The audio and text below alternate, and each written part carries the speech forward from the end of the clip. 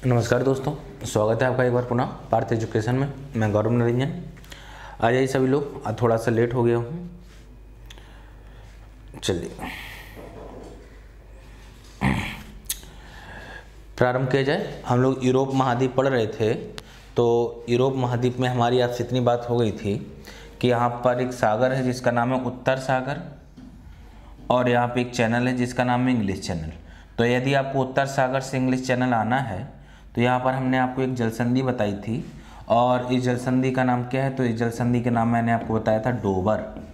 कौन सी जलसंधि है? तो यहाँ पर जो जलसंधि है, इस जलसंधि का नाम क्या है? इस जलसंधि का नाम है डोबर जलसंधि। तो डोबर जलसंधि उत्तर सागर को इंग्लिश चैनल से जोड़ती है, जबकि यहाँ पर स्पेन देश है, सॉरी यहाँ नहीं है, यहाँ है उत्तर सागर। ये उत्तर सागर को इंग्लिश चैनल से जोड़ती है। यहाँ पर है आपकी कौन सी जलसंधि? तो यहाँ पर आपकी जो जलसंधि है, जलसंधि का नाम है डोबर, ठीक ना। तो यहाँ इंग्लिश चैनल, और इंग्लिश चैनल से जब आगे बढ़ेंगे तो यहाँ पर अटलांटिक महासागर है, और अटलांटिक महासागर से यहाँ पर एक सागर है जिसका नाम भूमध्य सागर। तो अटलांटिक महासागर से भूमध्य सागर जाने के लिए यहाँ पर एक जलसंधि है, और यहाँ पर जो ये जलसंधि है, इस जलसंधि की अगर बात करते हैं तो इस जलसंधि का नाम है जिब्राल्टर। इस जलसंधि का नाम क्या है? तो इस जलसंधि का नाम है जिब्राल्टर जल संधि। कौन सी जल संधि यहाँ पर? तो यहाँ पर एक जल संधि है, जल संधि का नाम है जिब्राल्टर जल संधि। तो जिब्राल्टर जल संधि अटलांटिक महासागर को किससे जोड़ती है? भूमध्य सागर से जोड़ती है। और स्पेन देश को किससे अलग करती है? तो यहाँ पर एक देश है, देश का नाम क्या है? मोरक्को। अगर हम बात करें मोरक्को की, तो ये नीचे जो महाद्वीप है, इस महाद्वीप का नाम है अफ्रीका, और ऊपर जो ये महाद्वीप है, इस महाद्वीप का नाम क्या है? यूरोप। तो यूरोप महाद्वीप के स्पेन देश को अफ्रीका महाद्वीप के मोरक्को देश से अलग करती है कौन सी जल संधि? जिब्राल्टर। जबकि अटलांटिक महासागर को किस सागर से जोड़ती है? भूमध्य सागर से जोड़ती है। अगर ये जिब्राल्टर जल संधि न होती तो हम अटलांटिक महासागर से भूमध्य सागर में प्रवेश न कर पाते, इसलिए जिब्राल्टर जल संधि को एक नाम दिया गया, और जिब्राल्टर जल संधि को नाम दे दिया गया भूमध्य सागर की चाबी या भूमध्य सागर की कुंजी। भूमध्य सागर की कुंजी, भूमध्य सागर की कुंजी या भूमध्य सागर की चाबी कहा जाता है किसको? जिब्राल्टर को, ठीक ना। अब इस जिब्राल्टर जल संधि के आगे बढ़ेंगे तो यहाँ पर दो द्वीप है, एक का नाम क्रॉसिका द्वीप और एक का नाम सार्डिनिया द्वीप, ठीक ना। इन द्वीपों को हम यहाँ बना देते हैं, ठीक ना। यहाँ देखिएगा इस प्रकार से एक द्वीप यहाँ पर है, एक द्वीप का नाम है क्रॉसिका, एक यहाँ पर द्वीप है और इस द्वीप का नाम है क्रॉसिका द्वीप, और क्रॉसिका द्वीप पर जिस देश का अधिकार है उस देश का नाम है फ्रांस। और नीचे यहाँ पर एक द्वीप है और इस द्वीप का नाम है सार्डिनिया द्वीप। कौन सा द्वीप? यहाँ पर सार्डिनिया द्वीप है, और सार्डिनिया द्वीप पर जिस देश का अधिकार है उस देश का नाम क्या है? इटली देश है, ठीक ना। यहाँ पर एक सागर है और सागर का नाम भूमध्य सागर है। भूमध्य सागर, कौन सा सागर? भूमध्य सागर। और यहाँ पर एक सागर है, और यहाँ पर जो सागर है, सागर का नाम है टिरहिनियन सागर। कौन सा सागर है? तो यहाँ पर एक सागर है, इस सागर का नाम टिरहिनियन सागर। तो यदि आपको भूमध्य सागर से टिरहिनियन सागर जाना है तो यहाँ पर एक जलसंधि है। जलसंधि की बात करें तो इस जलसंधि का नाम बोनीफासिया। कौन सी जलसंधि यहाँ पर? तो यहाँ पर एक जलसंधि है बोनीफासिया जलसंधि। तो आपको इस बोनीफासिया जलसंधि को क्या करना पड़ेगा? पार करना पड़ेगा, ठीक ना। तो हमने आपको कल भी बताया था जल संधि दो जल के भाव को जोड़ेगी। यहाँ पर एक जल का नाम क्या है? भूमध्य सागर, और एक का नाम क्या है? टिरहिनियन सागर। तो भूमध्य सागर को टिरहिनियन सागर से जोड़ती है, जबकि क्रॉसिका द्वीप को सार्डिनिया द्वीप से अलग कर देती है, ठीक ना। क्रॉसिका द्वीप को सार्डिनिया द्वीप से अलग कर देती है। अब देखिएगा फिर यहाँ पर भी एक देश है, और यहाँ पर जो ये देश है, इस देश का नाम क्या है? तो इस देश का नाम है इटली, और इटली के नीचे एक द्वीप है, और इटली के नीचे जो द्वीप है, इस द्वीप का नाम क्या है? इस द्वीप का नाम है सिसिली, और सिसिली द्वीप पर इटली देश का ही अधिकार है। द्वीप मतलब पानी में जो जमीन के टुकड़े होते हैं, जिनको हम आम भाषा में टापू कहते हैं। तो जब ये जल स्तर से ऊपर उठ जाते हैं, जब ये जल स्तर से ऊपर उठ जाते हैं तो इन्हीं को द्वीप कहा जाता है। तो इटली और सिसिली के बीच में यहाँ पर एक जल संधि है, और यहाँ पर जो जलसंधि है, इस जलसंधि का नाम है मेसिना जलसंधि। कौन सी जलसंधि यहाँ पर? तो यहाँ पर एक जलसंधि है मेसिना जलसंधि। कौन सी जलसंधि है? मेसिना जलसंधि है। तो टिरेनियन सागर को किससे जोड़ती है? यहाँ पर एक सागर है और यहाँ पर जो सागर है, इस सागर का नाम है इयोनियन सागर। यहाँ पर एक सागर है और इस सागर का नाम है इयोनियन सागर। यूनियन सागर है यहाँ पर, ठीक ना। तो टिरेनियन सागर को यूनियन सागर से जोड़ने वाली यहाँ पर एक जलसंधि है। जलसंधि का नाम क्या है? तो इस जलसंधि का नाम है मेसिना जलसंधि। यहाँ पर एक देश है और यहाँ पर जो देश है, देश का नाम है ग्रीस। यहाँ पर एक देश है, देश का नाम क्या है? तो इस देश का नाम है ग्रीस। और ग्रीस के ऊपर यहाँ पर एक सागर है और यहाँ पर जो सागर है, इस सागर का नाम है एड्रियाटिक सागर। कौन सा सागर है? एड्रियाटिक सागर है यहाँ पर, ठीक ना। तो आपको यदि यूनियन सागर से एड्रियाटिक सागर आना है तो यहाँ पर एक जलसंधि है और इस जलसंधि का नाम है ओट्रांटो जलसंधि। ओट्रांटो जल संधि। क्या नाम है? ओट्रांटो जल संधि, ठीक ना। ओट्रांटो जल संधि, ठीक ना। अब एक बार फिर से देख लीजिएगा। अब हम बस इतना याद रखना, जल संधि दो जल के भाग को जोड़ेगी और दो जमीन के टुकड़ों को अलग करेगी। तो क्रॉस्का द्वीप है, सार्डिनिया द्वीप है, तो भूमध्य सागर को टिरेनियन सागर से जोड़ती है कौन सी? बोनीफासिया जल संधि। और क्रॉस्का को किससे अलग करती है? सार्डिनिया से। टिरेनियन सागर से यदि आपको यूनियन सागर जाना है तो कौन सी जल संधि को पार करना पड़ेगा? मेसिना। तो मेसिना जल संधि टिरेनियन सागर को यूनियन सागर से जोड़ती है, जबकि इटली को सिसिली द्वीप से अलग करती है। उसके बाद यहाँ पर कौन सी जल संधि? ओट्रांटो जल संधि। तो ओट्रांटो जल संधि क्या करती है? इटली को ग्रीस से अलग करती है, जबकि यूनियन सागर को एड्रियाटिक सागर से जोड़ देती है, ठीक ना। चलिए जल्दी से इसी प्रकार से एक स्क्रीनशॉट बना लीजिएगा। ऐसा एक स्क्रीनशॉट लीजिएगा, ठीक ना। तो ये यूरोप महाद्वीप की महत्वपूर्ण जल संधियाँ थी, ठीक ना। यूरोप महाद्वीप की महत्वपूर्ण जल संधियाँ थी, ठीक है। चलिएगा अब जल संधियों के आगे बढ़ते हैं।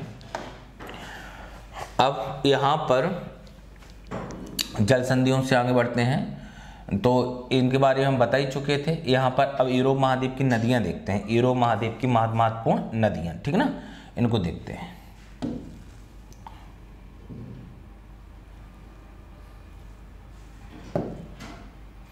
यूरोप महाद्वीप की महत्वपूर्ण नदियाँ, ठीक ना। तो अच्छे से समझिएगा, हम समझा रहे हैं आपको, समझिएगा। एक नदी इस प्रकार बह रही है और अपना पानी बाल्टिक सागर में गिराती है। कौन से सागर में अपना पानी गिराती है? तो अपना पानी बाल्टिक सागर में गिराती है। एक नदी यहाँ से बह रही है, ये नदी भी अपना पानी बाल्टिक सागर में गिराती है। अगर हम बात करें इस नदी की तो इस नदी का नाम है विस्तुला। नदी का नाम क्या है? तो इस नदी का नाम है विस्तुला नदी। और विस्तुला नदी के किनारे यहाँ पर एक शहर बसा हुआ है। विस्तुला नदी किनारे जो शहर है, इस शहर का नाम है बौर्सा। विस्तुला नदी किनारे एक शहर बसा है और विस्तुला नदी किनारे कौन सा शहर बसा है? बौर्सा। बौर्सा जो है वो पोलैंड की राजधानी है। बौर्सा कहाँ की राजधानी है? तो बौर्सा जो है वो पोलैंड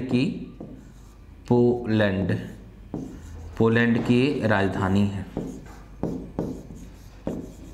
क्या है? ये पोलैंड की राजधानी, ठीक ना। तो विस्तुला नदी पोलैंड में बहती है। उसके बाद एक नदी ये बह रही है। इस नदी की अगर बात करते हैं, इस नदी का नाम क्या है? तो इस नदी का नाम है ओडर नदी। कौन सी नदी? ओडर नदी। तो ओडर नदी भी अपना पानी बाल्टिक सागर में गिराती है। ओडर नदी के इस साइड एक देश है और ओडर नदी के इस साइड जो देश है इसका नाम पोलैंड है और इसके विपरीत दिशा में यहाँ पर एक देश है, इसका नाम जो है जर्मनी। ओडर नदी जो है वो पोलैंड और जर्मनी के मध्य सीमा बनाती है। ओडर नदी क्या करती है? पोलैंड और जर्मनी के मध्य सीमा बनाती है।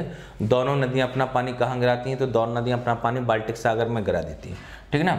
उसके बाद जर्मनी की नदियों पर बात करें तो एक नदी इस प्रकार प्रवाहित हो रही है जर्मनी में और जाके उत्तर सागर में अपना पानी गिराती है। उत्तर सागर में अपना पानी गिरा देती है। अगर हम नदी की बात करें तो इस नदी का नाम है एल्ब नदी। कौन सी नदी है? एल्ब नदी है। और एल्ब नदी किनारे यहाँ पर जर्मनी की राजधानी बर्लिन स्थित है। जर्मनी की राजधानी कौन सी है? तो यहाँ पर जर्मनी की राजधानी बर्लिन स्थित है एल्ब नदी किनारे, ठीक ना। उत्तर सागर, यहाँ पर एक नदी और बह रही है और इस नदी का नाम क्या है, तो इस नदी का नाम बीसर या बीजर, बीसर नदी, ये भी जर्मनी बहती है। बीसर नदी किनारे यहाँ पर एक शहर है जिसका नाम है ब्रेमेन, जर्मनी का एक महत्वपूर्ण शहर है ब्रेमेन। और जो ब्रेमेन शहर है ये किसके लिए जाना जाता है, तो जर्मनी का जो ब्रेमेन शहर है यह कागज उद्योग के लिए जाना जाता है। किसके लिए, कागज उद्योग के लिए। जर्मनी का ब्रेमेन शहर किसके लिए जाना जाता है, कागज उद्योग के लिए। और एल्ब नदी किनारे यहाँ पर एक शहर है जिसका नाम है ड्रेसडेन। कौन सा शहर है, तो यहाँ पर एक शहर है ड्रेसडेन। और ड्रेसडेन जो कि जर्मनी का एक महत्वपूर्ण शहर है, यह चीनी मिट्टी उद्योग के लिए जाना जाता है, चीनी मिट्टी उद्योग के लिए, चीनी मिट्टी उद्योग के लिए जाना जाता है, चीनी मिट्टी उद्योग, ठीक है ना, चीनी मिट्टी उद्योग के लिए जाना जाता है, ठीक है ना। चलिए ये दोनों शहर याद रखने हैं। जर्मनी की राजधानी बर्लिन है। एल्ब नदी किनारे, एल्ब क्या है, नदी है, एल्ब नदी। और यहाँ पर बीसर क्या है, तो यहाँ पर बीसर भी क्या है, तो बीसर भी यहाँ पर एक नदी का नाम है, ठीक है ना। ये 4 नदियाँ हैं, बनाइए एक एक से, ठीक ना। चलिए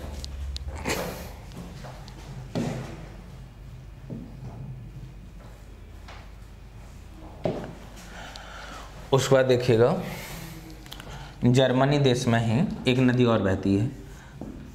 यूरोप महाद्वीप में एक पर्वत है, इस पर्वत का नाम है आल्प्स पर्वत। यूरोप महाद्वीप में एक पर्वत है, पर्वत का नाम है आल्प्स पर्वत। स्विट्जरलैंड में, स्विट्जरलैंड देश में है तो 5 देशों में, हम अभी स्विट्जरलैंड की बात कर रहे हैं। स्विट्जरलैंड, आल्प्स पर्वत से यहाँ से एक नदी निकलती है और ऐसी बहती है। अगर हम बात करें इस नदी की, तो इस नदी का नाम है राइन नदी, राइन नदी। इस प्रकार से बहती है और ऊपर होते हुए उत्तर सागर में, ऊपर बहते हुए उत्तर सागर में क्या करती है, अपना पानी गिराती है। उत्तर सागर क्या करती है, उत्तर सागर में अपना पानी गिराती है। कौन सी नदी, राइन नदी। राइन नदी किनारे इस साइड एक देश है, देश का नाम है जर्मनी। और जर्मनी में यहाँ पर एक जर्मनी का एक महत्वपूर्ण पर्वत है जिसका नाम है ब्लैक फॉरेस्ट। यहाँ पर जर्मनी का एक महत्वपूर्ण पर्वत है जिसका नाम है ब्लैक फॉरेस्ट। और इस साइड फ्रांस है, और फ्रांस में यहाँ पर एक पर्वत है जिसका नाम है बॉसजीस पर्वत। कौन सा पर्वत है, तो यहाँ पर एक पर्वत है, इस पर्वत का नाम बॉसजीस पर्वत। तो जर्मनी ब्लैक फॉरेस्ट और फ्रांस में बॉसजीस पर्वत है। इन 2 पर्वतों के मध्य से बहती है। ये दोनों के दोनों पर्वत जो है वो ब्लॉक पर्वत है, यानी ये इस प्रकार के पर्वत हैं, इस प्रकार के पर्वत हैं और इनके मध्य से नदी प्रवाहित होती है। इनके मध्य से क्या प्रवाहित होती है, नदी। 2 पर्वतों के मध्य से, या 2 पर्वतों की जो मध्य का क्षेत्र होता है उसको एक नाम दिया जाता है भ्रंश घाटी। तो राइन नदी जो है यह भ्रंश घाटी में प्रवाहित होती है। कहाँ पर प्रवाहित होती है, तो राइन नदी जो है वो भ्रंश घाटी में प्रवाहित होती है, ठीक है ना। और भ्रंश घाटी से होते हुए आगे बढ़ती है तो बेल्जियम देश में जाती है, बेल्जियम, और बेल्जियम लिखा है, आगे प्रवाहित होते हुए बेल्जियम देश में जाती है। और बेल्जियम देश के बाद कहाँ जाती है, तो बेल्जियम देश के बाद ये चली जाती है नीदरलैंड।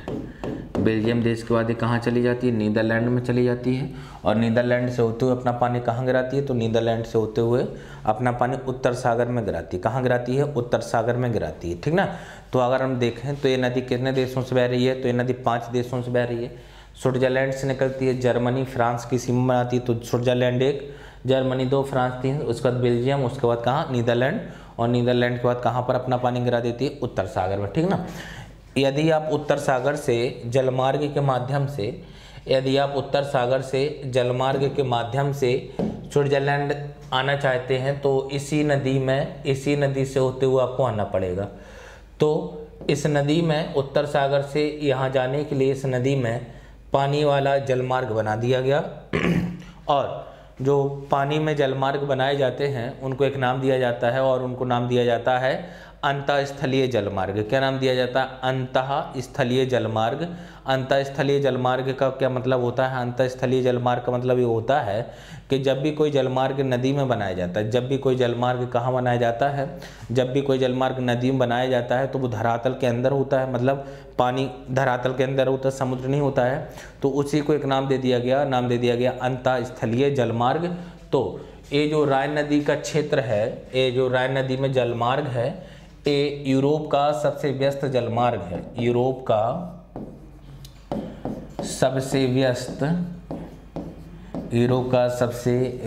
जलमार्ग, यूरोप का सबसे व्यस्त जलमार्ग। तो यूरोप का सबसे व्यस्त जलमार्ग कौन सा है? तो यूरोप का सबसे व्यस्त जलमार्ग जो है वो राइन नदी का जलमार्ग है। कौन सा जलमार्ग है? राइन नदी का जलमार्ग है, जो कि यूरोप का सबसे व्यस्त जलमार्ग है। ठीक ना, चलिए जल्दी से बनाइएगा।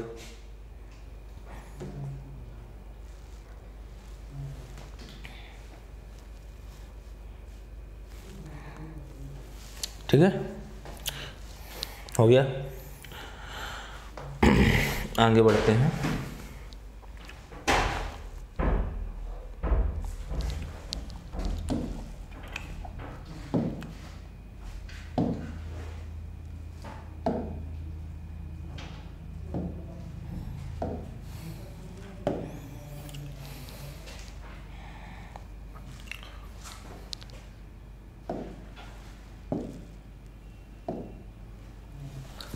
अब फ्रांस की नदियों को देखिएगा। तो अगर हम बात करते हैं फ्रांस की नदियों में, तो एक नदी इस प्रकार से प्रवाहित होती है और इंग्लिश चैनल में अपना पानी गिराती है। फ्रांस की नदियाँ देख रहे हैं कहाँ पर अपना पानी गिराती है? तो अपना पानी गिराती है इंग्लिश चैनल में। इस नदी का नाम जो है, इस नदी का नाम है सीन नदी। नदी का नाम क्या है? तो इस नदी का नाम है सीन नदी। ठीक है ना। एक नदी इस साइड से प्रवाहित होती है और ऐसे होते हुए यहाँ पर एक खाड़ी है, खाड़ी का नाम है विस्के की खाड़ी। तो विस्के की खाड़ी में अपना पानी गिराती है। कहाँ पर अपना पानी गिराती है? विस्के की खाड़ी में। नदी की बात करें तो इस नदी का नाम है लोयर नदी। कौन सी नदी है? लोयर नदी, LOIRE। ठीक है ना। एक नदी और है जो अपना पानी विस्के की खाड़ी में गिराती है लोयर नदी के बाद। और अगर हम बात करें इस नदी की, तो इस नदी का नाम है गैरोन नदी। कौन सी नदी है? तो यहाँ पर एक नदी है गैरोन नदी।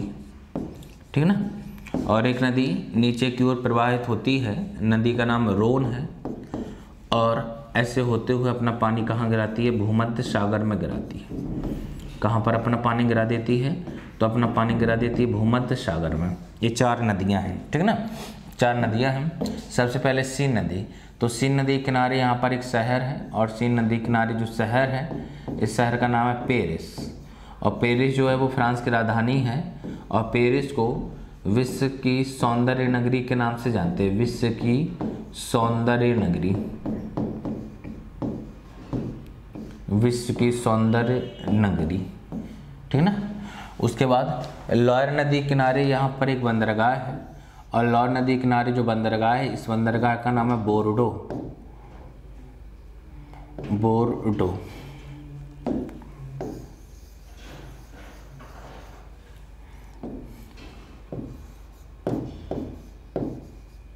बोर्डो शहर। और जो बोर्डो शहर है ये वाइन के लिए प्रसिद्ध है, दारू के लिए। यहाँ पर वाइन उद्योग है। कौन सा उद्योग है यहाँ पर? तो यहाँ पर वाइन उद्योग है। ठीक है ना। उसके बाद गैरोन नदी। गैरोन नदी किनारे यहाँ पर एक शहर है, गैरोन नदी किनारे, जिसका नाम है टुलुज। टुलुज। और जो टुलुज शहर है, टुलुज, ठीक है ना, TULUJ, टुलुज शहर। ये टुलुज शहर जो है ये वायुयान उद्योग के लिए प्रसिद्ध है। किसके लिए प्रसिद्ध है? वायुयान उद्योग के लिए। टुलुज शहर किसके लिए जाना जाता है? तो टुलुज शहर जो है वो वायुयान उद्योग के लिए प्रसिद्ध है। ठीक ना। ऐसे ही आपको बनाना है, बनाइए। ठीक ना, बना लीजिए।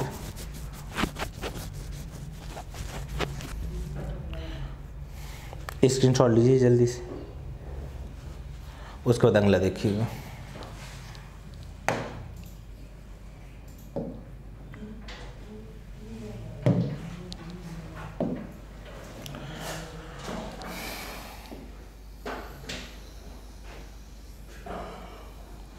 इटली देश है। इटली देश के इस साइड कौन सा देश है? इटली देश का नाम है इटली। इटली देश के इस साइड एक सागर है जिसका नाम है टेरिहिनियन सागर। कौन सा सागर है यहाँ पर? तो यहाँ पर एक सागर है, इस सागर का नाम है टेरिहिनियन सागर। और इस साइड एक सागर है, और यहाँ पर जो सागर है इस सागर का नाम क्या है? इस सागर का नाम है एड्रियाटिक सागर।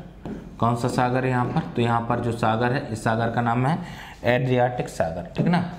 एक नदी है जो इस प्रकार बहती है और एड्रियाटिक सागर में अपना पानी गिराती है। इस नदी का नाम पो नदी। कौन सी नदी है? पो नदी। पो नदी को इटली की गंगा कहा जाता है। पो नदी को क्या कहा जाता है? तो पो नदी के लिए एक शब्द यूज किया जाता है, इटली की गंगा। कौन सी गंगा? इटली की। दूसरी बात यह है कि पो नदी इटली के जिस क्षेत्र से होकर बहती है, पो नदी इटली के जिस क्षेत्र से होकर बहती है, इस क्षेत्र को एक नाम दिया जाता है, और इस क्षेत्र को नाम दिया जाता है लोम्बार्डी का मैदान। कौन सा मैदान? लोम्बार्डी का मैदान। इटली को किस नाम से जानते हैं? तो इसको एक मैदान को लोम्बार्डी का मैदान कहते हैं, और इस लोम्बार्डी के मैदान में गेहूं की कृषि की जाती है। किसकी? गेहूं की इसमें कृषि की जाती है, गेहूं की कृषि की जाती है, ठीक ना। उसके बाद एक नदी इस साइड से बहती है और अपना पानी टेरिहिनियन सागर में गिराती है। अगर हम बात करें नदी का, तो नदी का नाम है टिबेर या टाइबर। इस नदी का नाम क्या है? टिबेर नदी, या इस नदी का नाम और टिबेर या टाइबर, टिबेर या टाइबर, ठीक ना। और इस नदी किनारे दो शहर आपको याद रखने हैं। इस नदी किनारे पहली बात तो इटली की राजधानी रोम स्थित है। इटली की राजधानी रोम इसी नदी किनारे स्थित है, और यहीं पर एक देश स्थित है जिसका नाम है वेटिकन सिटी। और वेटिकन सिटी की खासियत ये है कि जो आपका ये वेटिकन सिटी है, ये विश्व का सबसे छोटा देश है। क्या है? विश्व का सबसे छोटा देश, विश्व का सबसे छोटा देश।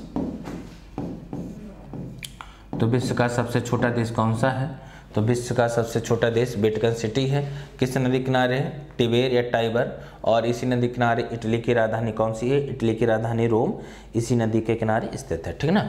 तो ये यूरोप महाद्वीप की महत्वपूर्ण नदियाँ हो गई हैं। रूस देश की एक दो नदियाँ और उनको हम आपको कल पढ़ा देंगे, और कल ही यूरोप के महत्वपूर्ण पर्वत पढ़ा देंगे, तो आपको यूरोप महाद्वीप कंप्लीट हो जाएगा, ठीक है। तो आज यहीं रख लीजिएगा, इसको बना लीजिएगा, कल मिलते हैं इसके आगे, ठीक है। Thank you.